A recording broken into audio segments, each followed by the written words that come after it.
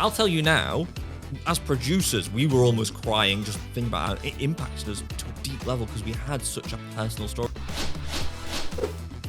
Hello and welcome to this part 2 of this episode where we talk about mastering digital audience engagement through webinars on the Virtually Anything Goes podcast. Welcome back. If you haven't yet listened to part 1 of this episode, I suggest you go back over there. It's great and has got loads of insights. And this is part 2 where we're going to dive into more detail. In episode 1, we spoke about some of the basics and the foundations for audience engagement, some of the challenges and limitations that you might encounter that mean your audience isn't engaging. And then we started looking also at elements of, tactics and strategies that webinar organizers can employ to really make the most of that audience engagement and get that audience on side and asking questions and providing feedback and so on as well. What we're going to go now into together with Andy, who's joined us again. Welcome, Andy. Hello. Is, I suppose, we had some great examples of kind of where we can make it more personally relevant, the webinar content to the audience, and where they can start, as organizers, I suppose, can start making content that fosters that engagement by design. Yeah. Where it's not just a request, answer this poll or go on and ask a question, but actually it's by design, it's made to be interactive. What we haven't yet covered is, I suppose, what are the benefits beyond making a webinar that is, a little bit more conversational or maybe a little bit more appealing. What specific elements are there to, for anybody involved that are benefits to the audience, to the organizers of having an engaged webinar audience? Can you talk us through that? Yeah. So we spoke about it a lot in the last episode. The idea of, more value to your audience is always good. That is the fundamental, the end of conversation. If you provide more value to your audience, that's even better. But we also kind of hinted at this idea that these interactive elements, by really embedding this into your webinars, then you're getting better insights, data from your webinars. And that benefits not only you, but also the whole company who are following up with this. I think we talk about sales a lot having better conversations because they've got the data to say, actually, you've asked a question on this and we answered it briefly. Do you want to find out more? Do you want a demo on this? Do you want XYZ on this? As well as that. It also allows you to spot opportunities and challenges a lot earlier because obviously not everyone asks the questions in the most blunt way possible. You might be able to, the common questions that are asked and you know where they could lead to. For example, if they've got problem X, they might have problem Y by the end of it. So actually, by being able to spot those opportunities earlier with more interactivity elements, then you can prepare the conversation and you can grow an account much quicker because you're aware of the insights without ever having to actively ask or to actually get to the problem point before you get there. Well, I suppose just commenting on that point there, the insights you get, and it relates to sales. I'd imagine there'll be sales teams who will say, yeah, but that's a marketing activity. I want to have this conversation myself. And I think what we see is there is significant benefit to running a webinar for sales, not just in terms of the insight, because, well, let's look at the insight actually. Yeah. The insight is so incredibly detailed that you get that any sales person, inside sales or not, will be able to have a much richer conversation with that insight, especially if it's part of a webinar program and you get continuous insight into a particular account or particular contact or lead. Because what we're doing is we're through this engagement, through this ongoing engagement, we're collecting loads of data points, and that's behavioral data. Compare that then with the demographic data that you have, and combining that together, you then have a picture of somebody and their interest, areas of interest, areas of concern, questions they're asking, the way they're behaving on the webinars in terms of how long they're attending and so on. All of that paints a picture. Yeah. And that is incredibly valuable to either a first contact, getting in touch for the first time, having a richer conversation. In fact, I talk about this in episode 0. So if you haven't watched episode 0, go and have a look at that as well. But it just allows you to have a much better conversation. And that is in the interest of sales. Yes. Now, we totally get that sales will want to have more personal face time. But we have, on multiple occasions, had these conversations with sales teams where actually the benefit of presenting on a webinar as a salesperson or somebody who's in a sales function somehow provides you with the opportunity to have a 1-hour webinar. And depending on the volume of people on that webinar, let's call it 100, you have just covered 100 hours worth of conversational, presentational content. And especially if that's interactive and engaging, that has saved you with 100, that's 2.5 working weeks. Yeah. In one webinar. In 1 hour. In 1 hour. Because all those people were on. And that is kind of hard to argue with. And that's where I think we've also had sales leaders hold up their hand and say, you know what, actually, you're right. And how can we do more? How we can do more of this? That often happens, isn't it? When they kind of latch onto that, we kind of get to the point where they then go, right, we want to take over your webinar schedule and we want to do all the webinars now. We need to make all that happen. But I think there is something you mentioned there actually about building this kind of profile. Maybe even marketers would call it a persona. Think about how much time it takes to actually build an accurate persona in a marketing play. Imagine how much you have to spend, for external researchers to find this out. You could do all of that through a webinar quite quickly by getting all this relevant and detailed insight of your audience through interactivity. That actually is way more informed than saying, this is manager X. They are 40 years old and they enjoy this. This is their problems. You can go, actually, this is this person in this company that we actually work with. Here are their exact problems and here's what we need to address. Here's what we need to solve. That insight is way more valuable than anything you can get from anywhere else. Yeah, I totally agree. And I suppose all of that insight does provide the next step on the journey of what you can provide. Yep. In terms of form of content, in terms of physical experiences as well.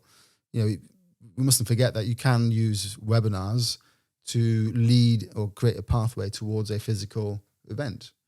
I know this is a wise man once wrote about this. Particular favorite of yours. You wrote the blog post on it, but and that which is commented below. But that is something that doesn't have to be. It is either digital or it's physical engagement. It's webinars versus workshops. They can coexist, and in fact, they can support each other. Webinars can lead towards physical audience registration. Right? Absolutely. It's, as Lev said, it's something I'm incredibly passionate about because it's something that, people talk to me about every day. Oh, I don't want to do webinars because I've got workshops going on. I'm like, well, great. Why not do both? It's the idea that we can talk about workshops and the benefits of physical events, but if you are in a global function, you can't get everyone to your workshop. You can't get everyone across the whole of a region to a workshop. Now, there is the argument of, oh, well, surely we just live stream the event. Well, then you're kind of limiting and almost kind of changing the format of the event altogether. One thing I always want to say, because I think it's something that, as webinar experts, people really don't get about us, is they think we're so against events. We're absolutely not. We're 100%. We see the value in them. It's why we go to them. It's why we love them. We also just know there is times and places and benefits to both. And actually, using both to the full advantage is the way to go. By saying, actually, I really like having exclusive events. I like having that kind of here's the experience in this room at this time. You will not get that anywhere else. And that's great. That is really good value. But actually, again, you might not get everyone you want there. So what if you did a webinar that provided similar levels of value? Won't give everything, but of course, there are certain elements that physical events can't provide that webinars can. So actually by having this kind of complementary function, maybe having the pre-webinar to get everyone geared up for the workshop, maybe you're talking about a topic, but then if people don't know what that topic is, put the webinar on beforehand. So then you can get more people interested, seeing the value of the event and attending, and then following up from that, you have a post webinar to say, if you weren't there, here's some of the key ideas we covered, but then actually if you want to find out more, we can have a meeting afterwards as well. That's where the connected journey really starts to come into play. And it's something, I'm incredibly passionate about. I think I can say it on the podcast now. There's a principle that I'm coining, for copyright reasons, please no one sue me on this one, but there is a very famous principle I call the Cotton Eye Joe principle. Is the idea of where did they come from? Cotton Eye Joe? Yes, the very... As in the song? Yes, the song. We can't play it on YouTube for DMCA reasons, but... You all know it. Don't act like you don't. But it is the idea of, the song very famously says, where did they come from? Where did they go? And I think that's equally applicable to marketing, especially with webinars as well. We talk about the series. Where are they coming from? Where are they going to go? And that connected journey provides more interaction, more engagement, and that provides more touch points for marketing as well. We talk about the core function of marketing is to engage and retain an audience effectively in many, many ways. So actually by having more touch points through events, through interactivity, through webinars, then actually we're gaining such a better picture of our audience to then provide them what they want. Yeah, and it helps to create MQLs because of the multiple touch points. I mean, what's MQLs, Lev? Because we're too used to abbreviations in this world. Well, I hope everybody listening. I hope you all do, but just in marketing case. qualified leads. But I'm more interested in getting this Cotton Eye Joe principle trending on Twitter, on X. Just X. Hashtag LinkedIn, Cotton Eye please. Joe Please on LinkedIn. Don't. We're not using X, Twitter, whatever. Like it's kind of, but yeah. Let's get it trending. You've heard it here first. Yeah, Cotton Eye Joe. Cotton Eye Joe principle. Yeah. I'm gonna monitor that. I feel like part 1 we've had dating stories. Part 2 we've got Cotton Eye Joe. I feel like we're going like it's going a little bit more unhinged now, which is good. It is called Virtually Anything Goes. So, you know. Yeah, but the song that everyone plays after 10 drinks is not the way I expected it to go in terms of Virtually Anything Goes. Like, okay, so we've I think we should once again move on, but I think we need to. So I think we started to touch on it. The kind of going beyond the 45 to 60 minutes of the webinar. We've done a great job, hopefully, at engaging people in there. And if we have, then the audience is ready to engage more because they've enjoyed it, right? Otherwise, they wouldn't be engaging. So we've got them sort of warmed up. They hopefully want to know more. Hopefully, there is more to tell them. How do webinar organizers go beyond that hour that they have with them to continue that ongoing engagement past that initial? And we covered a little bit with kind of physical events, but there must be more, right? And I think it comes back to that idea of the flow. You know, I'm going to kind of take a bit high level and kind of look at some of the commonly used ideas. You know, we spoke a lot about an always on campaign, always on engine of marketing. I don't actually think always on is as always on as we realize it is, because actually if nothing's connected, then if you look at a light switch, it's basically on, off, on, off, on, off. People might be able to switch the light switch on as many times as they want, but actually are they keeping it on? By doing this and looking beyond the 45 to 60 minutes, making a connected journey, it's truly always on because you're retaining and engaging the attention because you've got the CTA that takes them to the white paper, to the next webinar, to the event. And there's this constant flow of kind of, they can't escape you. And that's what we want really in some ways. But as I say, if you do it as a kind of, they can switch the light on for 60 minutes, watch the webinar and then switch it off. That's not what we want. We want to look at this from beyond that. So I think we can look at it pre, and look at it post. I think pre, to start with, there's a lot of things you can do. A lot of that is promotion, and a lot of that is marketing. And I think one of the great ways to do that is actually doing videos beforehand. I think, a quick 30-second video from your speaker, getting your phone out saying, hey, I'm speaking on this webinar, and today we're going to cover this. You won't want to miss out. Make sure you check out the link below. Simple as that. We could have got our phones out right now and done that. It'd been great. I'm sure we're going to do one for this podcast as well. But that is an option, and that is a way to extend the journey. It gets people engaged and invested in the first place. And that's a big challenge. That's all the challenge we're all having. But actually, it takes it beyond that. It's not relying on this. This is what it is. This is how we do it. Let's do it. Let's do it right now. Always going to do it. We're going to do it. Okay. We're going to do it, and you'll see this on LinkedIn first, and then you can access it later. Let's see what happens. Right. Okay. So what we're going to do? You press record. It'll help as well. Yeah. I should sit in front of the mic. Hi guys, we're actually in the middle of the recording right now. Episode 2 of the Virtually Anything Goes podcast. We're talking about audience engagement, and the reason why we're recording this in the middle of the recording will become clear when you attend. So click the link below and join us. It's a great podcast and it's a great episode. We'll see you there. See you there. There we are. There we go. We got all the content. We got the content out. It's all in there. Yeah, exactly. It's going to be great. It's looking good. But yeah, so we talk about the pre, the lead up, and that's part of that is engaging your audience, interacting with them beforehand, and that could be that could be a fun topic you might want to do. You might want to ask a question. This is going to be risky, and I'm going to say this now. Do this well thought out, but if you do it well, it will pay off massively. Imagine if you went on 4 weeks before a webinar and said, I'm going to talk about this topic, but what are your questions? It's kind of leading into the Ask the Expert format, but you could do this on any webinar. You could ask your audience, like, what are the 3 key problems you have on this topic? And then actually, you've then got interactive elements straight out, because then you can go to your audience. They've interacted with you. They've maybe given you the answers. They're going to attend that webinar because you hopefully will answer some of those questions. So actually that's that. And, as we say, if you want to formalize that, structure that, Ask the Expert format is the one to go for that. I feel like we talk a lot about it, but trust me, when it works so well. And I've never seen anyone complain about it. It's like the gold of webinar formats. But yeah, there's so much you can do on that one. I think but there's other podcasts on my mind, webinar formats as well. We've talked about the extended demo webinar, where it's you might have the standard format, which is presentation, short demo, maybe if you're in technology and software, and then Q&A. If you extend that demo and actually switch the timing, so you have a shorter presentation, longer demo, and you match that with an audience who is technically savvy, who is interested in that level of detail, and you match that up, the response is equally interesting to see that there is loads of questions because you're showing them more. And the more you show and the more practical and hands-on it is, the more engaged the audience will be.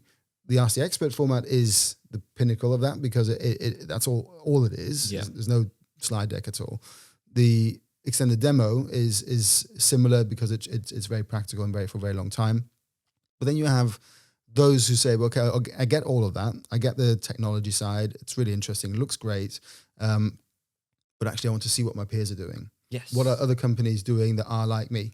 And that's where we then have the customer story and the customer use case where it's actually a customer speaking on a webinar about what they've done and how they've implemented a solution or a product or whatever. Yeah, and that's a good one because it's not necessarily as tech focused, for example. That can be applied across everywhere. If you are providing a service, a product, a business, whatever, someone will be able to talk about. Hopefully you have customers. That's what I'm hoping. At least you all have one customer, and one customer who wants to talk about your whatever you do.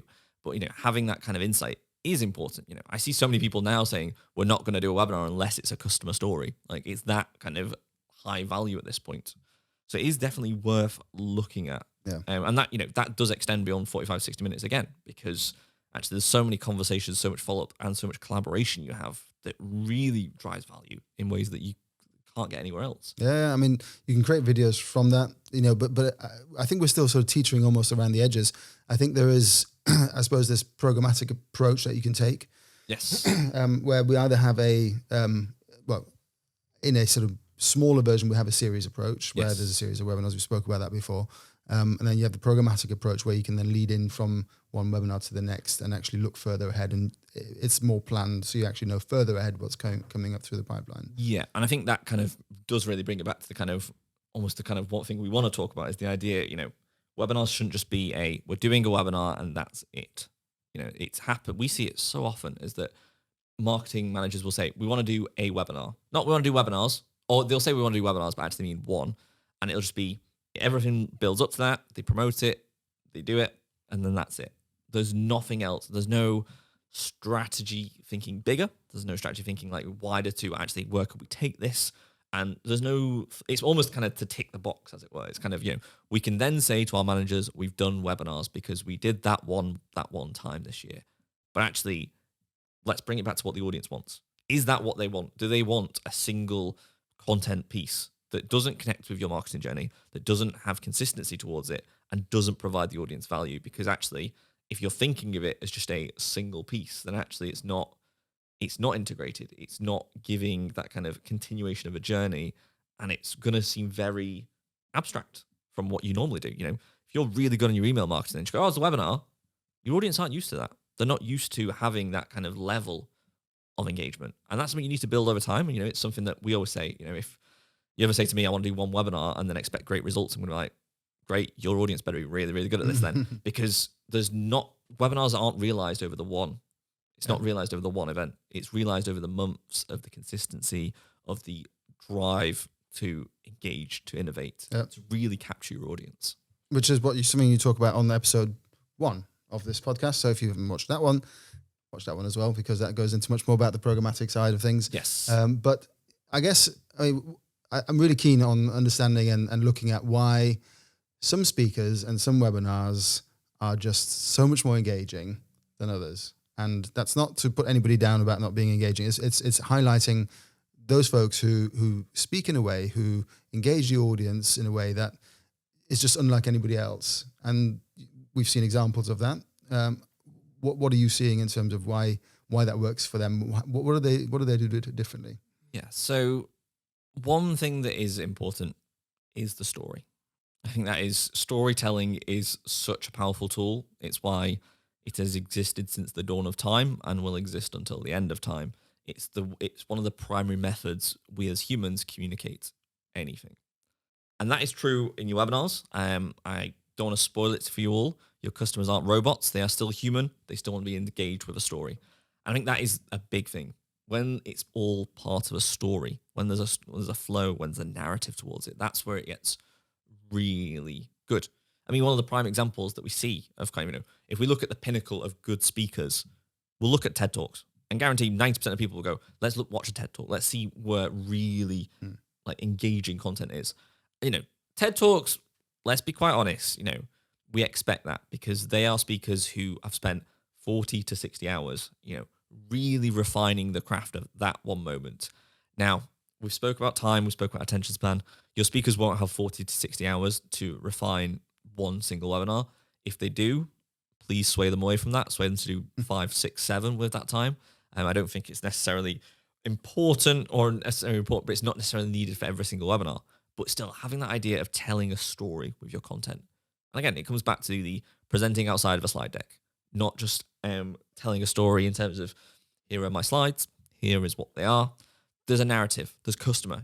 Why does customer story work so well? Because by nature, by literally 50% of the title, story. It's the idea of you're hearing the journey of a customer. Interaction really does help that because it allows your audience to become a part of that story. They feel actually it's not just a slide deck being presented to them. They are getting people are hearing their problems, and actually they can see themselves as part of that. So when you present a solution, they can go, actually, I've mentioned that's my problem, and now they're showing my solution. You're a part of the story then, and that's where it gets really. I don't want to get too kind of emotional and deep and powerful, but it is that level of powerful that it has that drives the conversation, that drives to the sale. Is actually when people can see themselves in that journey. That's when it starts to get really, really powerful. But it's whether the audience realizes or not, but that is one of those anchor points where you think, I like that. This was really good, and it's different to all the others I've watched because this just spoke to me. And it's a combination of factors but it does have that deep, almost emotional aspect that it becomes memorable. It stays in your brain. Whether you've shed a tear over in it or not is another question, but it is something that is marked in your brain that you remember, and that's ultimately what you're trying to achieve as a marketer: is keep the attention of someone, stay in their brain for them to remember, and then come back and engage with more. That's ultimately the goal. Yeah, I think it's one of the prime examples I've had recently on a webinar was it was really well done. Is that before they presented anything of a solution or of anything of the content, they brought someone in who was impacted by it.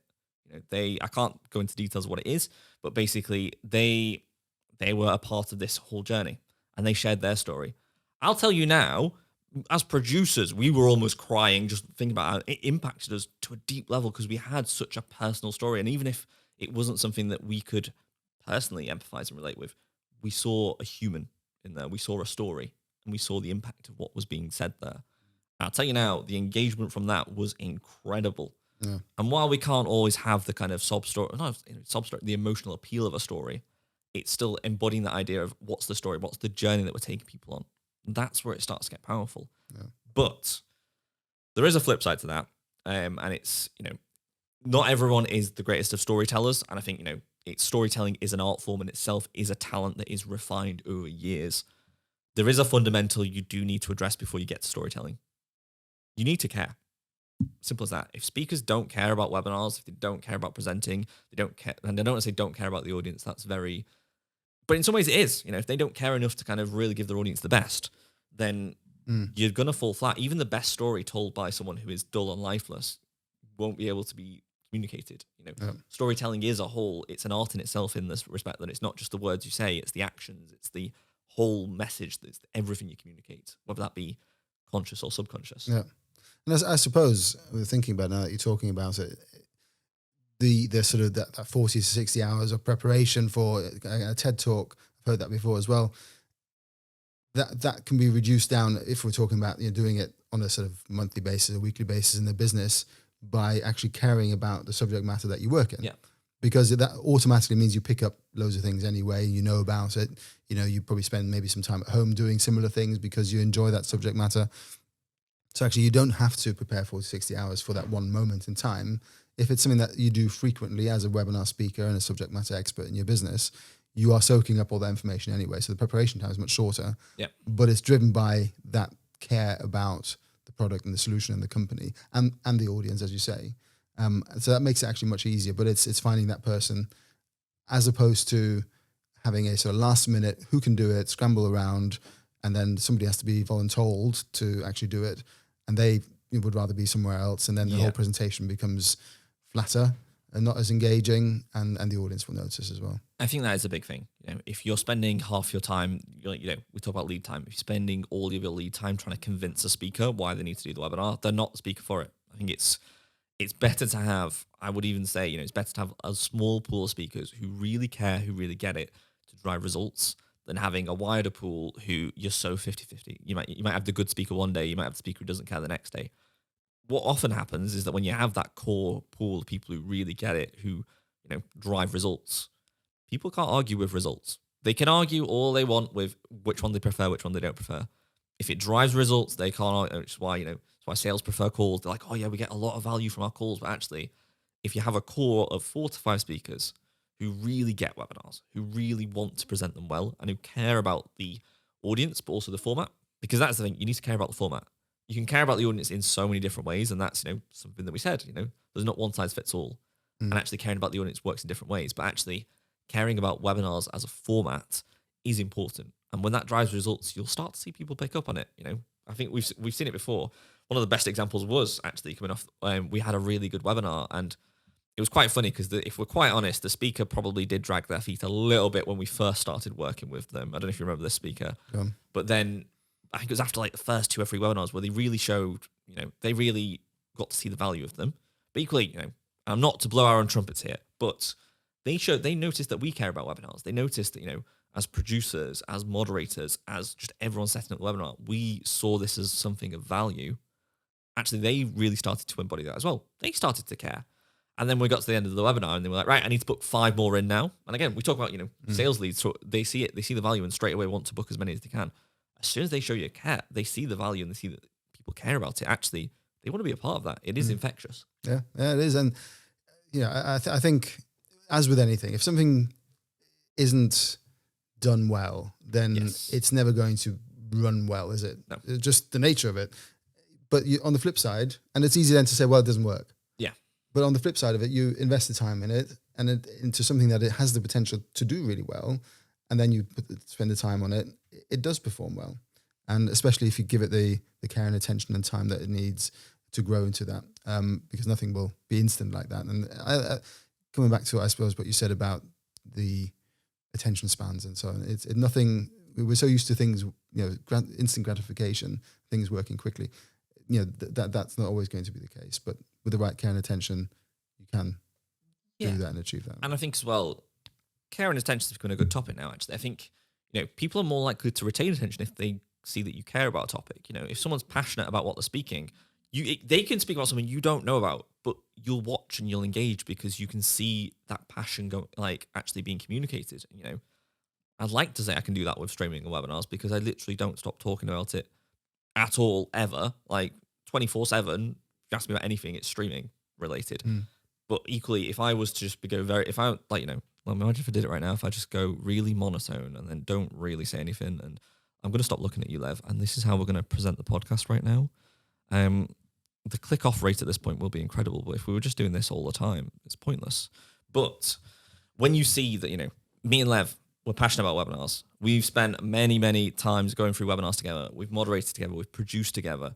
We clearly care about it, and we care about, let's get a bit deep for a second. We care about each other's success there, which is why we make sure that, as producer, as moderator, whatever, we're making sure that we're doing the best that we can. So actually, the audience get the best experience, but we get the best experience out of each other. And that is so important. And we get excited when we have speakers on who get it and are excited and care about it as well.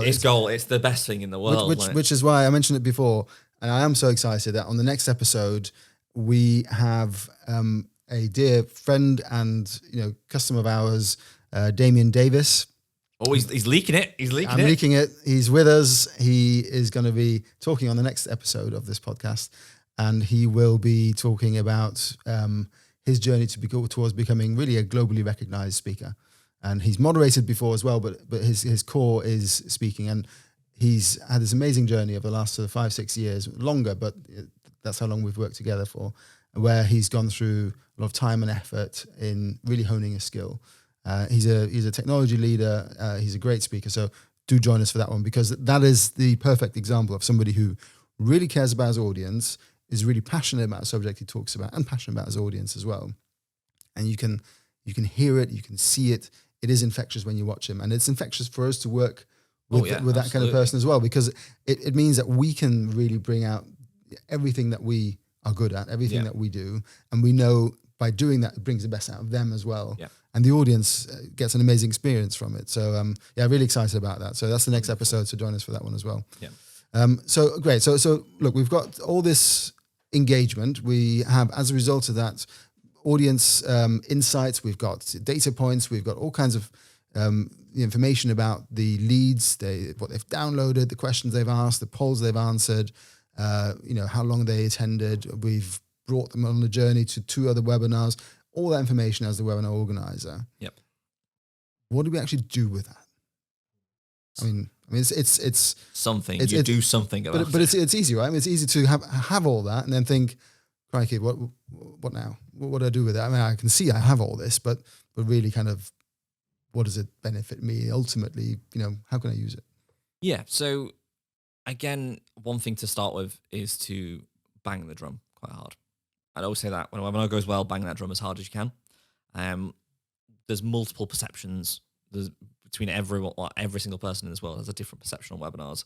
And you might be working in a company where people see webinars as one thing, but actually if you've created a highly engaging experience that really challenges the perception of a webinar in your organization, bang the drum about that quite hard.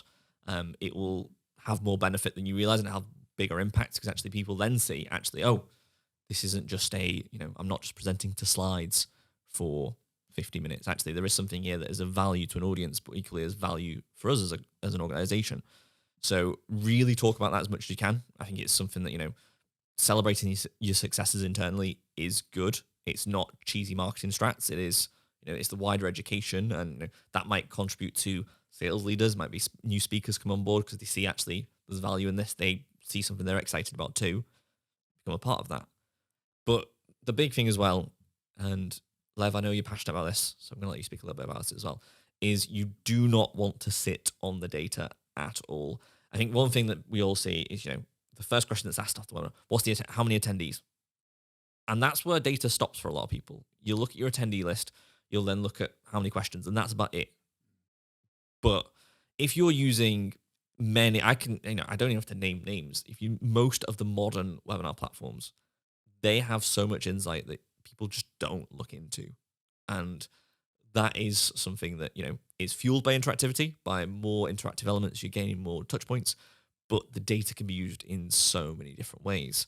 Now, Lev does use the data in many different ways across many different clients. It's interesting that you should say that, because just yesterday, I'm just preparing this quarterly report for one of our customers, and we have a new joiner on our team. And I said to him, look, why don't you, as a mind exercise or brain exercise, just write down all the data points that you can think of that come to mind when you think about a webinar and that might be of interest to a webinar organizer. And he wrote them down. Indeed, registrations and attendance and stuff like that was in there. And there was probably a total of about 8 or 10 points, I think, that he wrote down. And I said, okay, well, let's sit down with this sort of bigger report I'm working on at the moment and look at what other data points there are. And in that report, I haven't ever counted them, but I suspect there's probably about 250 data points, I guess. At least. And that can be overwhelming, but you need to know how to interpret those and how to use them. And ultimately, what that gives you is then a marching order towards a certain outcome. Yes. I think the easiest way to think about it is who does the data benefit? And you have that starting point. That might be a salesperson. It might be somebody who's making outbound calls, or it could be marketing, or it could be content creators, or it could be social media folks, or it could be product developers.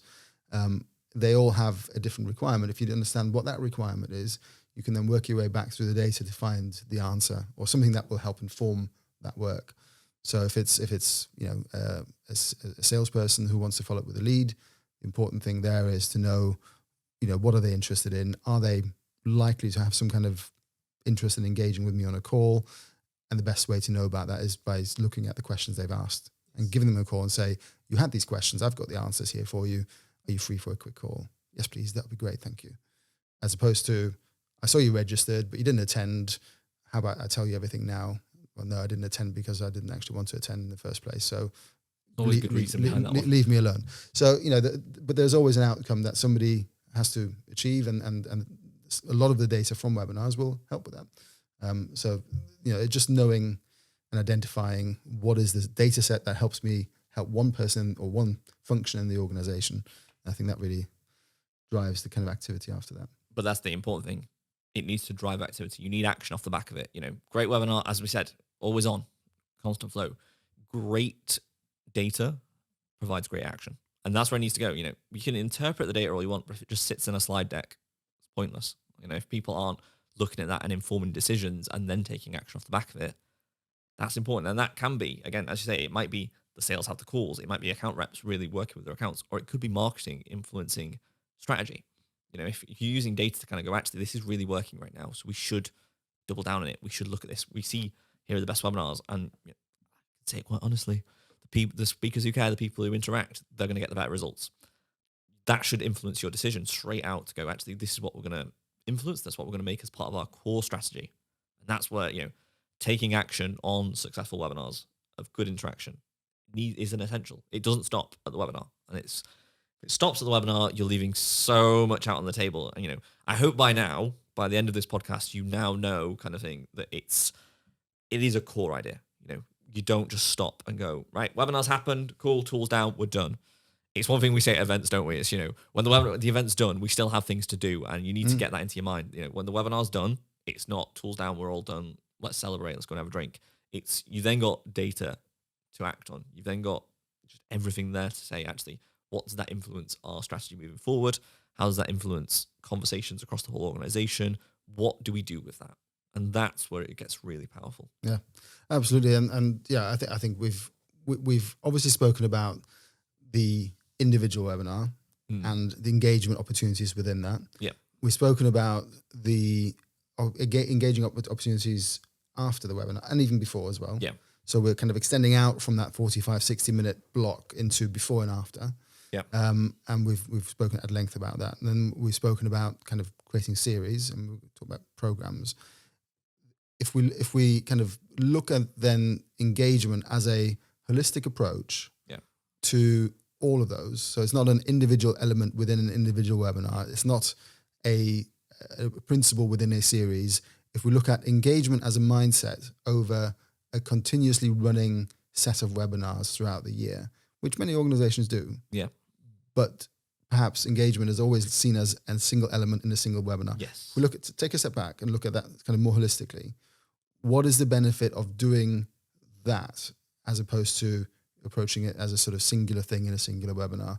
I want to sort of look at that, just because I think without that mindset, it becomes really hard to kind of visualize that. Yeah. So the core concept, you're going to get feedback. Interactivity provides feedback for what you're doing. It's, if communication's one way, you'd never hear about it. But actually interactivity gives you feedback on what you're doing. It's sometimes we always look at this from the positive elements of, feedback is great. We love it. Sometimes your webinar audience will be honest with you about what's not working. And that is sometimes the most powerful bit of insight you get. But equally, you are getting those insights. You're getting this idea that actually they're not working. And I think one thing I always find funny about is, when we always say, people only speak about it when it's really going bad, but actually there's so many people who care. But equally, the people who are expressing negative, they care enough to tell you. If they didn't like it, they'd shut off. Simple as that. But if it's a survey at the end, if it's a question, they've tabbed in, they've opened up, they've clicked on the Q&A box, they've clicked on a survey, they've typed their answer in, and they've cared enough to do that. And I think that's where it's important, because interactivity brings about loyalty. And I think that's where you can use almost the feedback to really increase loyalty. Because if someone says, actually, that webinar or that part of the webinar wasn't as relevant, and then they see it taken out, that's real loyalty straight away, because they're seeing, actually, my insight, my feedback is being acted on. Of course, you can't do that with everyone. If 5 of your customers say something like, I need this social page now, don't do that. Really have some data, look at it over time. And then look at it holistically. It's data and feedback and insight is not single points. One person will always say yes and one person will always say no in life. You can't base your whole strategy around that. But over time with interactivity, you start to gain all of this insight that then builds about loyalty because people see the action of what you're doing. You know, when people see growth, not only of the products, but also of your webinars, they'll be a part of that journey as well. You know, imagine the people who are like, I remember your webinars were just small things, like small little calls with like 5 people in. Now they're going to the thousands kind of thing. People will feel loyal to that. You know, we joke about it all the time. People get on board with speakers as well. They become loyal to the speakers. You know, imagine the amount of times you've been called the voice of webinars because you've been a moderator for an organization you're not actually a part of, but because people know you, they become loyal to that because you're interacting and engaging. So it is really important. And that obviously the loyalty leads to growth. I mean, you've probably got some good insights on how that kind of looks. I know we talk about this holistically, but loyalty bringing about growth is something that is really important. It is. And the question that is fairly frequent is how do I grow my audience? How do I get more audience onto my webinars? And unfortunately, there's no silver bullet, no magic wand to do it, but it's a consistent delivery of good quality. Yeah. That builds loyalty, and that engagement and so on builds loyalty. And the more people come back to watch your webinars again, and the next one again, and the next one in the series again, and you're continuously promoting to a wider audience as well, it starts compounding. Yes. And you're growing your audience, and that's the way to do it. Is if you don't have a loyal audience, you're consistently scrabbling. It's the same as if you're a sales lead or even in marketing. You know the concept of, if you need to constantly, if you have a lot of churn, and you need to constantly find for new customers, you're going to grow less quickly than if you retain some, and then build on top of that. It's the same with webinar audiences. It's just as simple. You retain an audience, bring them with you into the next one, and you add some new ones on top. You grow, but that does require some consistency and that loyalty. But it starts with audience engagement because that's where they feel heard and part of the story. Yeah, definitely. And I think it comes back to some just core ideas of interactivity provides wider awareness. This is where interactivity as a constant flow can really make people aware of your wider company, of your wider products. Someone might attend for solution X, topic X, but then might actually come to really appreciate the value of another webinar talking about a different topic. But actually, they get that insight from seeing that as an engaging, interactive element. And that's where you can use different interaction elements to actually communicate that idea or really get people thinking about a different idea by doing that. One of the best examples I've seen recently is someone just asking, are you interested in learning more about topic X? They don't even put the answer on screen, but they will then go, if you answer yes, you're going to get a follow-up call about it. Imagine people just saying, are you interested in hearing about this? You get the yes and you get a call out of that. You then know someone on the other end is interested in that call that you might you might not know. The IT manager might not need to have everything, but they might want to hear about something, another product. It's you having that wider awareness and using interaction to do that is incredibly powerful. But I think there is one core concept that I want to bring it back to, and I will bring interaction back to at all times. It provides value to your audience, and I will die on this hill very, very consistently. Value to your audience is the most important thing. I don't care what you do in terms of your webinars. I don't care how you approach them, what formats you use, how many speakers you have. If you spend 10 mil on the production or you use your AirPods and the built-in webcam, whatever it is, if you're not providing value to your audience, it's pointless. Provide the value first. Interaction, provide value through the interaction, and that's where you start to see the success.